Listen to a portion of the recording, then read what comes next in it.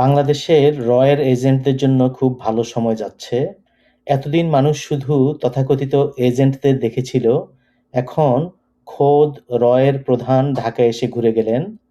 এতদিন শুনতাম অমুক রয়ের এজেন্ট, তমুক রয়ের এজেন্ট। তো জীবনে প্রথমবার স্বচক্ষে না হোক অন্তত ছবিতে সত্যিকারের দেখা গেল, তাও আবার বাংলাদেশে। খবরে বলা হয়েছে দুই দেশের সম্পর্ক স্বাভাবিক করার চেষ্টার মধ্যে সরকারি সফরে ঢাকায় এসেছেন ভারতের গোয়েন্দা সংস্থা রয়ের প্রধান পরাগ জৈন। তিনি গোপনে বাংলাদেশের প্রধানমন্ত্রীর সাথে মিটিং করেছেন বলেও শোনা গেছে। আশ্চর্যজনকভাবে বাংলাদেশের লাল বদরদের কোনো প্রতিবাদ চোখে পড়ল না। বাংলাদেশের ইতিহাসে এই প্রথম রয়ের প্রধান বাংলাদেশ ঘুরে গেল, হাই প্রোফাইল মিটিং করলো, কিন্তু কোনো হইচই হলো না।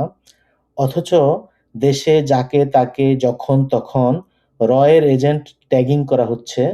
গত কয়েক বছরে বাংলাদেশে যে কাউকে ধরে রয়ের এজেন্ট বানিয়ে দেয়া ছিল লাল বদরদের অন্যতম অ্যাক্টিভিজম, যেটা এখনো চলছে। এখনো আওয়ামী রাজনীতিক সাংস্কৃতিক অঙ্গনের কেউ বা যারাই অন্তর্বর্তী সরকার বা বর্তমান সরকারের সমালোচনা করবে, তাকে রয়ের এজেন্ট বলে চিহ্নিত করা হবে। তো বাংলাদেশে সবাই অন্য দেশের এজেন্ট, কেউ র, কেউ সিআইএ, কেউ আইএসআই, কেউ বা মোসাদের এজেন্ট। এভাবে সবাইকে ট্যাগিং করা হয়ে থাকে। কেউ সাম্রাজ্যবাদের দেশি এজেন্ট, বিদেশি দূতাবাসের এজেন্ট, তাদের মাধ্যমে ডলার খায়। ডলার খোরদের মাধ্যমে বিদেশিরা তাদের এজেন্ডা বাস্তবায়ন করে।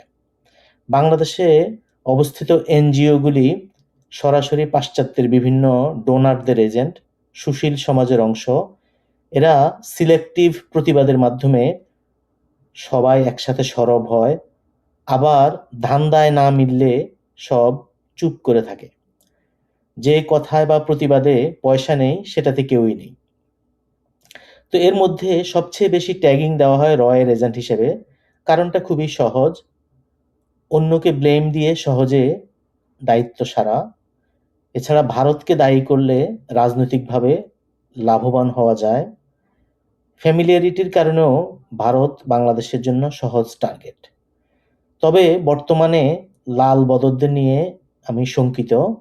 এরা মায়ের খাবার আগেই আধা মরা হয়ে গেছে। কিছুদিন পরে যখন আসল মায়ের শুরু হবে, তখন এরা কি আবারও লুঙ্গির তলায় লুকাবে, নাকি এরা রোহিঙ্গা আর আইএসআই এর সাহায্য ছাড়া কিছু করতে সক্ষম নয়?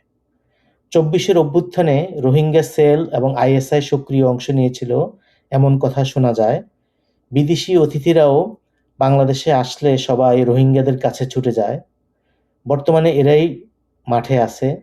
কিন্তু রয়ের প্রধান সশরীরে প্রকাশ্যে বাংলাদেশে সত্যিকারের কিছু রয়ের এজেন্ট নিয়ে ঘুরে গেল, এবং বাংলাদেশের লাল বলদেরা কিছু না বলে আসলেই দেশের মানুষকে হতাশ করেছে।